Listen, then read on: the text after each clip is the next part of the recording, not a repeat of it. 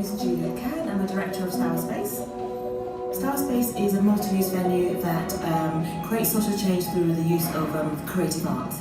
Those that are already here can still afford to stay and not just live in the local community but also work in the local community. We felt it was important to create a space that allowed different communities to get together, have a conversation, realise their ambitions and their needs within the community and create social cohesion. In an anonymous way, and this would cause a cathartic, almost therapeutic-like experience. This ideally would work in a place where we could bring all different voices together so that they could hear their own perspective.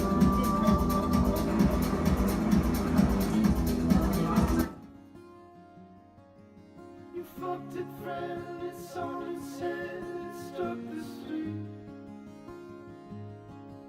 Things like the sub-blurred lines, like newspapers, like the Sun, but also speakers who arguably to the wider world are acknowledged political campaigners. Social media but having said that, I thought that potentially the mask could work rather well, the inside and the outside.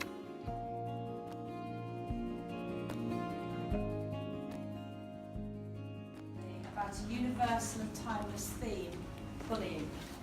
We spoke about our own personal experiences, verbal and social bullying. For this first step, we decided to interview people we already knew And give them a provocative questions that trigger them and put them in the bullying. As a curated art movement that creates engaging, provocative, public platforms for artists to share their work. Project, the mindset that we are a society.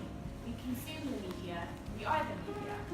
Media is also like a product for which there's supply and demand. Our research, we look at artists from South Africa, Afghanistan, USA, Poland, and North Korea on these.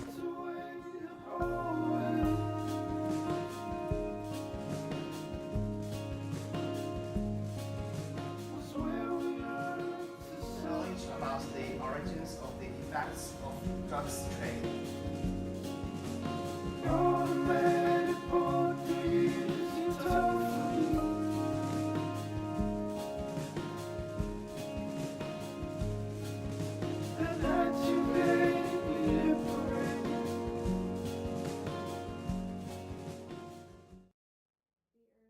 Instance of like being touched in a way I didn't want, that I can remember, I was probably 12. The first time that I was raped, there was what we call like an outcry.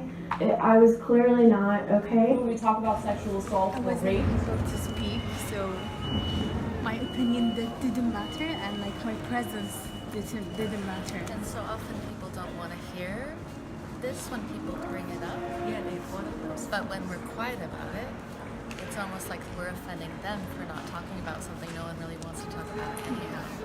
You know, I think if I had had more confidence in my right to a voice, things would have looked different, and if someone else had recognized.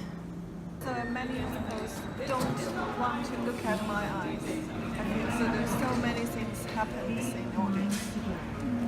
It's usually, a man who sexually assaulted a young woman by touching. He sexually molested underage girls when he was a teenager. I went to my best friend at the time. She held me really tight to where I could feel her breathing and ended up matching her breathing and took me aside to talk. And the message I got essentially was, suck it up. Why it can get hurtful really quickly.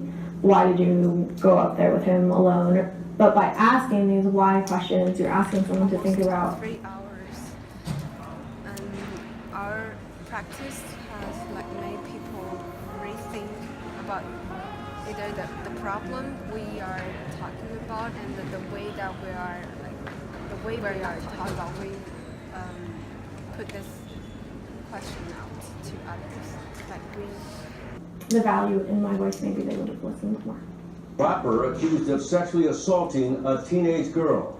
I thought the whole time in the crowd they could kill us or rape us and no one would even notice. Want a reaction.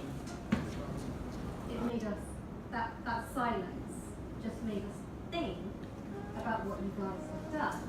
And that contrast of light and darkness is, I think, the point of what you're saying, and the way that you did it but I think there's an issue for me in how you take the power of what you were doing there into a context outside of the university and engage.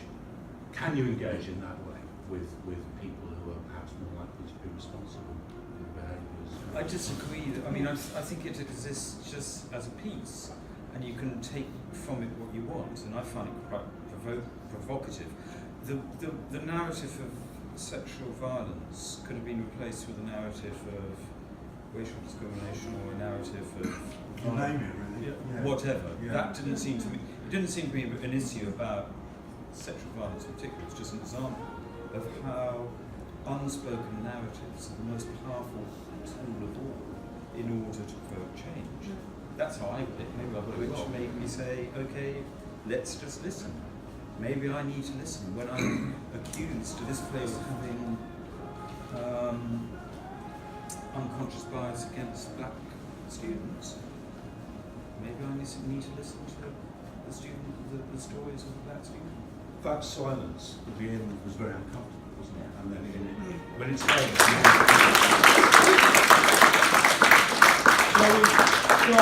Thanks everybody. Awesome night.